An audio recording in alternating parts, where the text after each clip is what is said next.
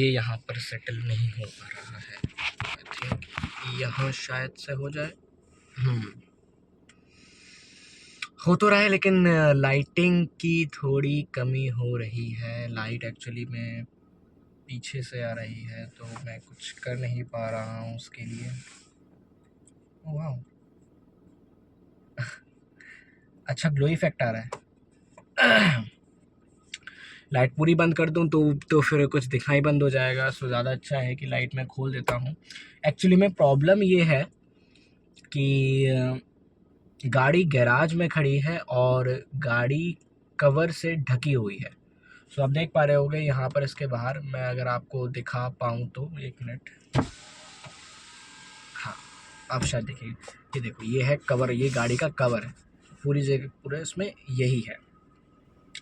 इस वजह से जो नेचुरल लाइट है बाहर की वो नहीं आ पा रही है। अगर वो आती तो मेरे को यहाँ से अच्छी खासी लाइट मेरे को मेरे चेहरे पे मिल जाती, तो उसमें अच्छा पड़ता।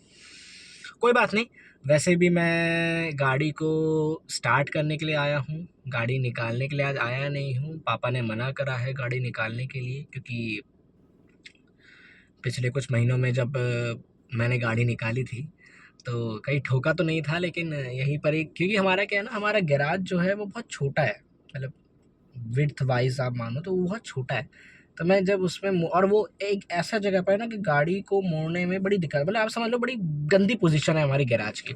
तो गाड़ी को उसमें अंदर पार्क करने में ना बड़ी दिक्कत आती है, तो बहुत कम स्पेस रहता है ना, तो इसलिए आसपास का पता नहीं चलता। तो गाड़ी का लेफ़्ट वाला साइड ज़्यादातर गैराज के जो मेन पिलर है या फिर जो आप दरवाज़ा बोल लो मेटल का, उसे टकरा जाता है, स्क्रैच पड़ जाते हैं। अब पापा को इस बात पे गुस्सा आता है, तो पापा ने मना कर दिया गाड़ी निकालने को। बोला है कि तू अब खड़े खड़े गाड़ी को स्टार्ट करेगा, 10-15 मिनट स्टार्ट करना, थोड़ा रेस देना 5 मिनट के लिए, बस इतना करके आ जाना। तो ये बात है।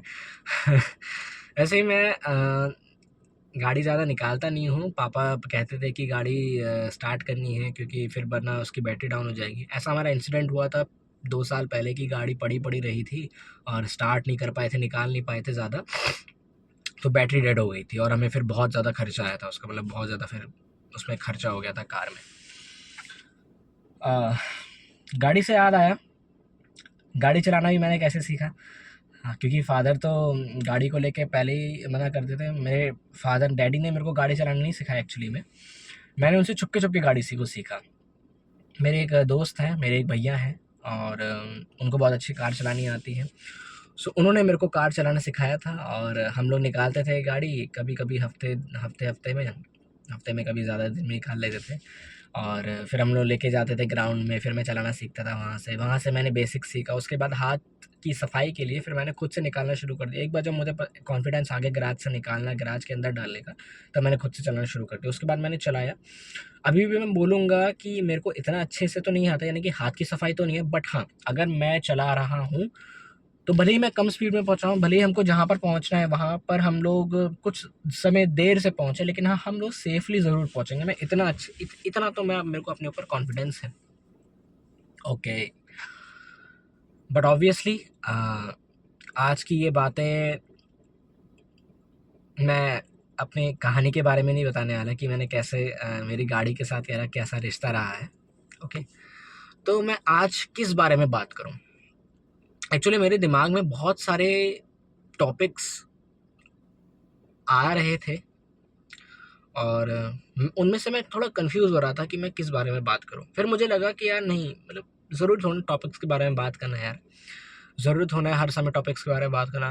कभी कभी मुझे अपनी लाइफ के बारे में भी तो बात करनी है, और उसी के लिए तो मैं वीडियो रिकॉर्ड कर रहा हूँ। मैं अपनी लाइफ को जर्नल करने के लिए इस वीडियो को रिकॉर्ड कर रहा हूँ। हर दिन की मेरी चीज़ों को रिकॉर्ड मैं इसके लिए कर रहा हूँ। सो ओके, तो कहाँ से शुरुआत करें? आप लोग जानते हो मैं 19 साल का हूँ अभी। मैं इंडिया के अंदर रहता हूँ, इंडिया के अंदर स्टेट है छत्तीसगढ़ करके, वहाँ पर मैं रहता हूँ। एंड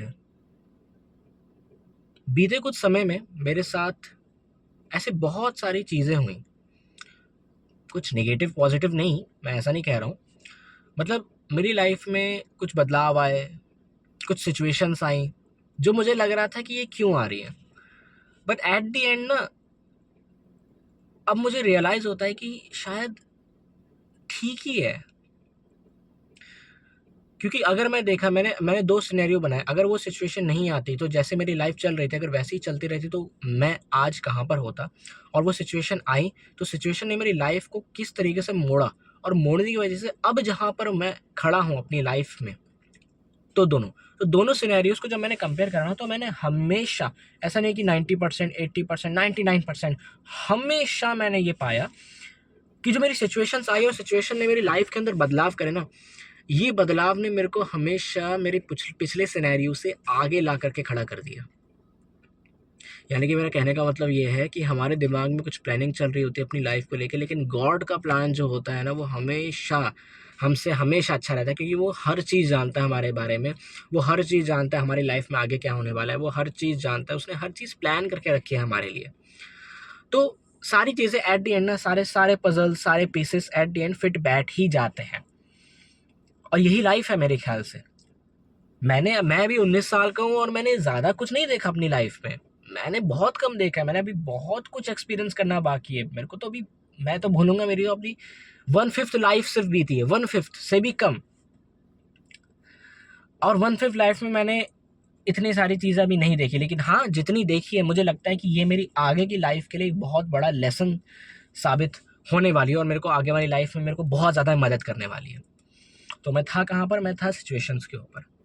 चाहे वो मेरे पिछले शहर से ट्रांसफ़र होके इस शहर में आना, चाहे वो लॉकडाउन का लगना भी, या चाहे वो मेरी पिछली रिलेशनशिप का छूटना, जो मेरे लिए बहुत ज़्यादा इम्पोर्टेंट थी, बहुत ज़्यादा सीरियस रिलेशनशिप में था मैं, और मैं तो सब कुछ मान के बैठा था उस रिलेशनशिप से कि एट द एंड तक हाँ, मेरे को लेके करके जाना है, बट गॉड का प्लान वो नहीं था, सो उन्होंने नहीं रखा, and I am totally okay with it. I am totally okay with it, क्योंकि मुझे लगता है कि जो होता है अच्छे के लिए होता है, और जो चीज़ मुझे मिली है वो भगवान ने मुझे दी है, और जो चीज़ मुझे नहीं मिल रही है भगवान, और मैं ये मान के आगे बढ़ जाता हूँ कि शायद भगवान ने, शायद क्या, हाँ बिल्कुल, भगवान ने इससे अच्छी चीज़ मेरे लिए रखी है। तो चाहे वो मेरी पुरानी रिलेशनशिप हो जो मेरी गई, अभी बहुत समय हो चुका है, but I don't regret it. बुरा ज़रूर लगता है जब तुम इतनी ज़्यादा फीलिंग्स, इतनी ज़्यादा चीज़ें तुम किसी पर्सन के साथ कनेक्ट कर देते हो, तो लगता है बुरा। I know, I can understand. लेकिन हाँ, जो हुआ, okay, I am okay with it. Thank you so much God, क्योंकि अभी तो मुझे वो चीज़ बुरी लग रही है, अभी तो मेरे को वो लग रहा है कि क्यों हुआ, वाई, मेरे साथ ऐसा क्यों हुआ। बट मुझे पता है इन फ्यूचर में जब टाइम आएगा, तो मैं यही समय को पिछला जब सोचूंगा ना, तो मैं भगवान को थैंक यू कर रहा हूँ कि thank you so much God, आपने ये सिनेरियो मेरी लाइफ में बनाया, कि अगर ऐसा नहीं होता ना, तो मैं आज जहाँ पर हूँ वहाँ पर नहीं होता। एंड आई नो, मुझे पता है मैं ये चीज़ फील करूँगा, और मैं आने वाले कुछ सालों में किसी वीडियो के अंदर मैं ज़रूर इस बात को कर रहा हूँगा, क्योंकि इस चीज़ को मैंने बहुत बहुत बहुत बार नोटिस करा है।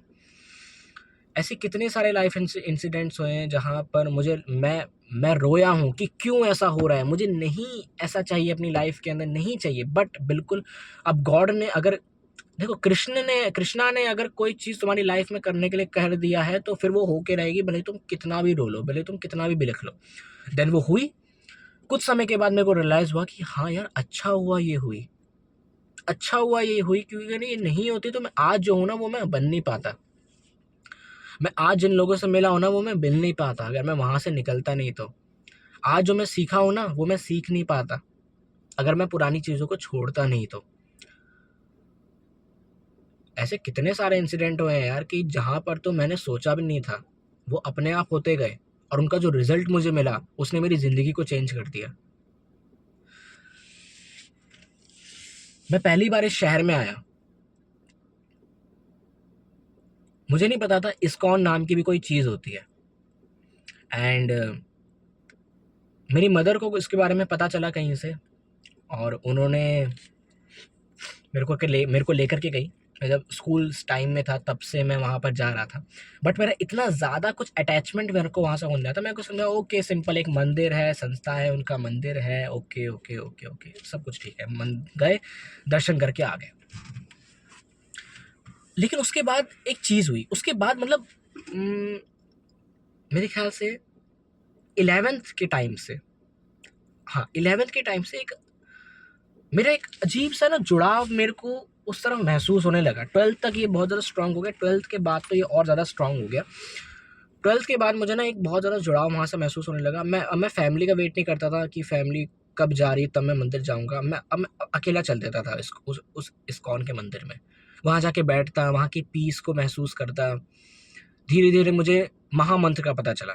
महामंत्र अगर आपको पता ना हो तो हरे कृष्ण, कृष्ण कृष्ण हरे हरे, हरे राम, राम राम हरे हरे। मुझे उस महामंत्र का पता चला।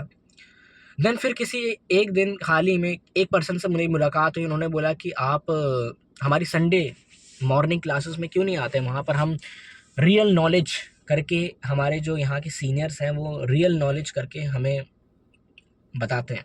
मैंने पूछा रियल नॉलेज क्या होती है? वो बोले थे कि ये धरती है और धरती में सक्सेसफुल होने के लिए, धरती में सही तरीके से काम करने के लिए आपको कुछ नॉलेज की ज़रूरत है। मैं बोला बिल्कुल सही। उन्होंने बोला लेकिन इसके साथ ही जो हमारा शरीर मिला है, इसको चलाने के लिए और इंसानी जीवन और उसके बाद के जीवन को जीने के लिए भी एक असली नॉलेज लगती है, वो है रियल नॉलेज। और वो असली नॉलेज है इस दुनिया की। बाकी सब नॉलेज इधर ही रह जाएगी, सब इधर रह जाएगी knowledge. Physics, chemistry, math, psychology, everything सब नॉलेज इधर रह जाएगी। आर्किटेक्चर सब नॉलेज इधर रह जाएगी। रियल नॉलेज आपको काम आने वाली है। मैंने बोला ओके, कितना टाइम क्लास होती है? उन्होंने बोला कि ये कोर्स के तीन दिन में एक क्लास, ये कोर्स होता है, इसमें 3 क्लासेस होती है, फ्री कोर्स रहता है और मेरे ख्याल से हर इस्कॉन मंदिर में हर संडे चलता होगा। सुबह 10:30 बजे से चालू होता है, लगभग 2-2.5 घंटे का ये चलता है एंड उसके बाद वहीं पर ही हमको भोग मिलता है। मैं बोला ओके, कोई दिक्कत वाली बात नहीं, मैं टाइम निकाल सकता हूँ।